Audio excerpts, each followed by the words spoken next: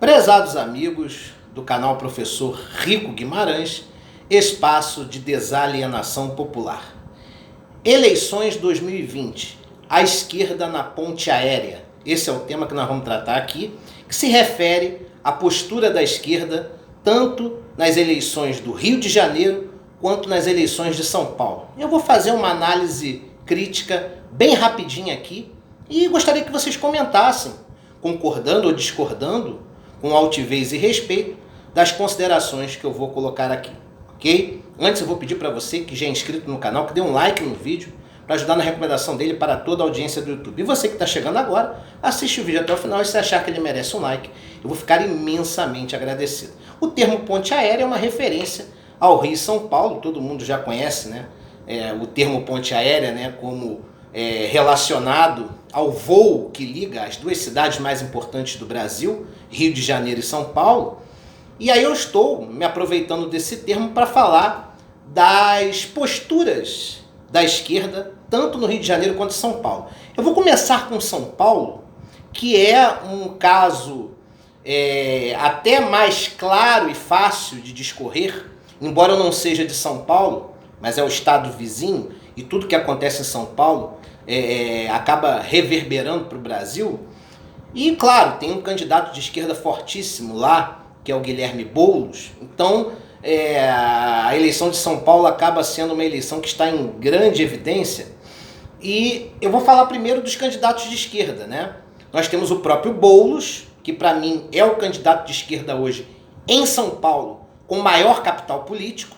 Mas nós temos também o Márcio França, ex-governador, ex-prefeito de São Vicente, que também tem um capital político respeitável, faz parte de um projeto vinculado a Ciro Gomes, já para 2022, do PSB estar junto com o PDT nas eleições agora de 2020, já pensando mais na frente.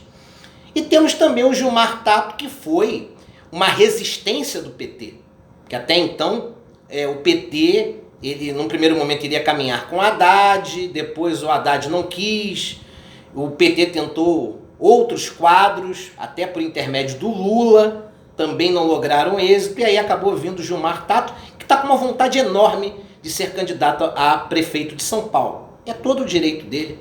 Eu particularmente acho que, eu não vou nem contar o Márcio França, porque ele já tem um capital político diferenciado e faz parte de um projeto já pré-determinado entre PSB e PDT para favorecer o Ciro Gomes.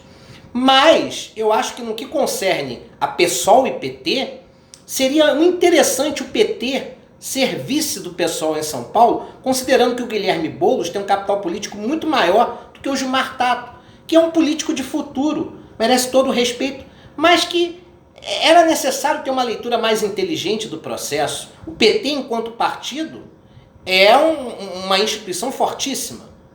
Então, seria muito mais útil o PT dar a vice-candidatura ao PSOL, certo? O PSOL vindo de frente e ele, PT, coligando, sendo vice. Talvez o Gilmar Tato, sendo vice do Guilherme Boulos, né, faria com que ele crescesse, porque ele poderia ser vice-prefeito de uma cidade muito importante. De repente, lá na frente, ele consegue alçar voos maiores. Mas não, o PT bateu o pé, faz parte do DNA do PT, de ser sempre protagonista, né? O PT, ele quer ter sempre a hegemonia no campo da esquerda, que é um direito do partido, mas em alguns momentos isso atrapalha também, né? Quer sempre ser o centro hegemônico do campo progressista. Então, o PT, ele centraliza as decisões da esquerda, nós não podemos negar isso, mas às vezes o PT precisa ceder também. Em alguns casos o PT tem que garantir a sua candidatura, mas em outros, como é o caso de São Paulo, poderia ter cedido para o Guilherme Boulos, que é uma força ascendente, e eu não tenho dúvidas de que o Boulos indo para o segundo turno, ele vai dar muito trabalho para o candidato da direita ou da centro-direita que for com ele, certo? Agora, se a esquerda tivesse se unido em São Paulo, seria muito mais interessante, tá certo? Nós ainda temos, pelo campo da esquerda, o Orlando Silva, do PCdoB, a Marina Elô, da Rede Sustentabilidade, e a Vera Lúcia, ex-candidata à presidência da República, pelo sectário PSTU. Então, para fechar a esquerda em São Paulo, eu acho que deveria ter sido feito todo um campo de conjunção de ideias em cima de Guilherme Boulos, porque Guilherme Boulos, repito, é uma força ascendente, está num partido que tem grande repercussão que é o PSOL, mas que estruturalmente ainda é pequeno. Então o PT seria a injeção necessária para reforçar ainda mais a candidatura do Boulos. Porque no que concerne a capital político, a persona, o Boulos é muito maior que o Gilmar Tato. Mas o PT é um partido muito maior que o PSOL. Eu acho que esse casamento poderia dar certo. Eu acho que sem a injeção do PT, o Boulos ele se enfraquece. Não para chegar ao segundo turno, mas para enfrentar o adversário no segundo turno, seja ele qual for. O russomano, acho que a disputa seria um pouco mais próxima, mas pode ser também o próprio Márcio França, que com certeza indo para o segundo turno, as forças de direita iriam para o lado dele, devido ao pseudo-radicalismo do Boulos, e o candidato que eu acho mais correto de ir para o segundo turno, para mim é quase certo, né? O Covas, que no caso também vai ter todo o campo contra a esquerda a favor dele, se o Boulos for contra ele no segundo turno, tá certo? Os outros adversários, né, pelo campo da direita, nós temos o russomano, o Bruno Covas, o Arthur Duval, mamãe falei, aquele imbecil, a Joyce Hasselmann, que não sai de 1%, né, o Andréa Matarazzo, que tem um nome fortíssimo para a história de São Paulo, pelo PSD, mas o capital político é muito fraco, o Felipe Sabará, do Novo, e o Levi Fidelix, né, aquela figura abjeta e histriônica do PRTB, ok? Indo para o Rio de Janeiro, tá? O que nós podemos analisar no Rio? O Rio eu me sinto mais confortável para falar, embora esteja em Volta Redonda, na condição de candidato a vereador, mas nasci no Rio e tenho íntimas relações e próximas com a capital do estado. O que nós temos no Rio? Uma possibilidade muito menor da esquerda vencer no que concerne a primeiro turno, a construção de capital político. Porque em São Paulo, Guilherme Boulos, ele constrói o capital político de maneira muito mais consolidada do que a Benedita da Silva e a Marta Rocha aqui no Rio de Janeiro, por exemplo. Eu vejo o Guilherme Boulos com um capital político muito mais forte para o primeiro turno, para chegar no segundo turno, do que a Benedita da Silva do PT e a delegada Marta Rocha do PDT. Essas duas vão ter que construir seus capitais políticos e contar com uma concorrência de centro-esquerda progressista, como do ex-presidente do Flamengo, Eduardo Bandeira de Mello. Ele é uma concorrência que tem que abrir o olho. Porque embora a rede não tenha estrutura, o Bandeira de Mello tem um capital político interessante por ter sido presidente do clube de maior torcida do Brasil.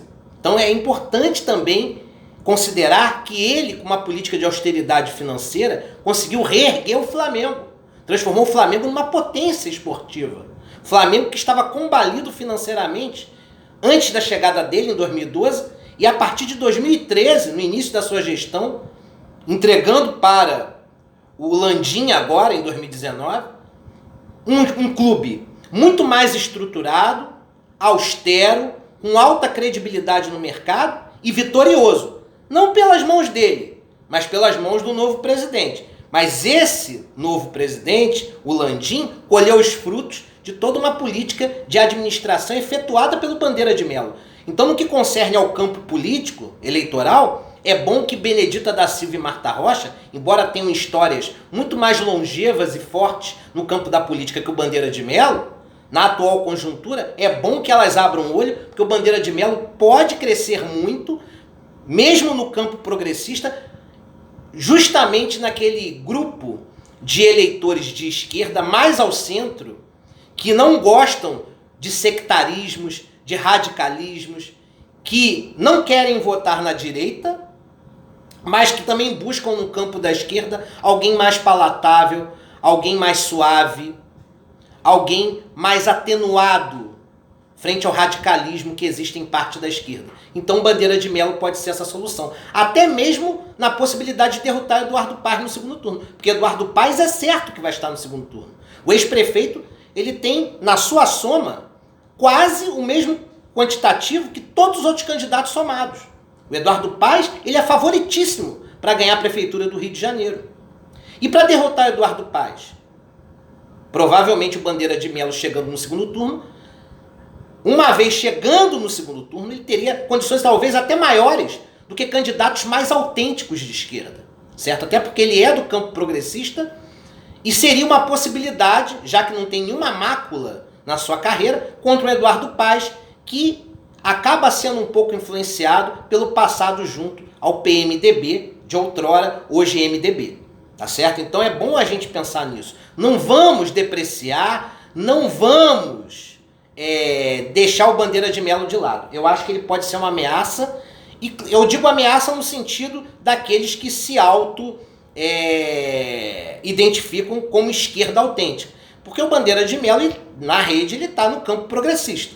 Ele não é um candidato de direita. Não seria um desastre o Bandeira de Mello ser eleito prefeito. Pelo contrário, pelo trabalho que ele fez no Flamengo, de reestruturação, com certeza ele seria um bom prefeito. Se ele administrasse o Rio de Janeiro da mesma maneira que ele administrou o Flamengo. Mas administrar uma cidade tão complexa como o Rio de Janeiro, né? Uma cidade que está entre as 15 maiores do mundo, a segunda maior do Brasil, cheia de conflitos, de paradoxos, não é a mesma coisa do que você administrar um clube mesmo da grandeza do Flamengo. Mas, dentro do campo da esquerda, nós ainda temos a Renata Souza. O quanto que o Marcelo Freixo vai conseguir transferir de capital político para a Renata? Essa é a dúvida. Para mim, o Marcelo Freixo, assim como o Boulos e São Paulo, era a candidatura certa no Rio de Janeiro para ir para o segundo turno para enfrentar o Eduardo Paes. Porque o Marcelo Freixo, considerando a realidade do Rio de Janeiro, ele viria com um capital político muito mais fortalecido do que Benedita e Marta Rocha. Com todo o respeito que elas merecem. Marcelo Freixo viria fortalecido. Só que ele não conseguiu unir o campo da esquerda. E esse é um mal que a esquerda sofre. Não conseguir unir o campo. O PT não quer deixar de ser hegemônico. O PDT está preso ao projeto Ciro Gomes. E o próprio PSOL tem uma ala sectária que não aceita se coligar com partidos que eles julgam menos à esquerda. Então reúne tudo isso num liquidificador amargo e a esquerda acaba sendo prejudicada. Porque Eduardo Paes, repito, é grande favorito. Dentro do campo progressista tem um Bandeira de Mello que eu já citei, o Ciro Garcia, velho de guerra, pelo PSTU, e no campo da direita nós temos o Paes, que para mim é favoritíssimo, mais favorito ainda se o Crivella fosse para o segundo turno, mas o Crivella ele acabou perdendo os direitos políticos até 2026, cabe recurso, mas acho muito difícil que ele recupere, ainda que possa participar do processo eleitoral. E o Crivella desconstruiu seu capital político a ponto do próprio Edir Macedo, para não prejudicar a Igreja Universal e os seus negócios, abandonar o seu sobrinho. Porque o Crivella foi abandonado pelo Bispo Macedo. Foi abandonado porque, devido a uma série de falhas, acabou depondo contra o seu próprio capital político, e isso acabou respingando nos negócios do tio. E o Bispo Macedo ama muito mais a Igreja Universal do que o sobrinho Marcelo Crivella. Então ele deixou bem claro, ele jogou o Crivella, ele sacrificou o Marcelo Crivella para poder manter intacto o seu patrimônio, que é todo alicerçado na Igreja Universal. Então, para mim, Crivella é carta fora do baralho. E ainda no campo da direita tem a ameaça do Luiz Lima, que é o que vai conseguir personificar os interesses do bolsonarismo. A Clarissa Garotinho, que vem representando a família Garotinho, que eu acho que vai ter os seus 3 ou 4% no máximo. O Fred Luz, que é o Bandeira de Mello de direita, que também fez parte do grupo que recuperou o Flamengo. O Fred Luz pelo Partido Novo, mas ele não tem o capital político do Bandeira, então eu acho que o Fred Luz também é candidato só para dar um recado e cair fora. O Paulo Messina, que é uma força ascendente do MDB, mas eu acho que o fato de ser do MDB vai prejudicá-lo, vai ser uma espécie de Henrique Meirelles das eleições para a Prefeitura do Rio. E a Glória Heloísa, ex-juíza do partido do Witzel, que com a queda do Witzel vê prejudicado seu capital político. Então é basicamente isso. Em São Paulo, eu vislumbro um segundo turno entre Bruno Covas e Guilherme Boulos, e no Rio de Janeiro um segundo turno entre Eduardo Paes e, com a saída do Crivella, ou com a desconstrução do seu capital político, ainda que ele dispute, Eduardo Paes ou com a Marta Rocha, ou com a Benedita da Silva, ou com o Bandeira de Mello. Um abraço a todos.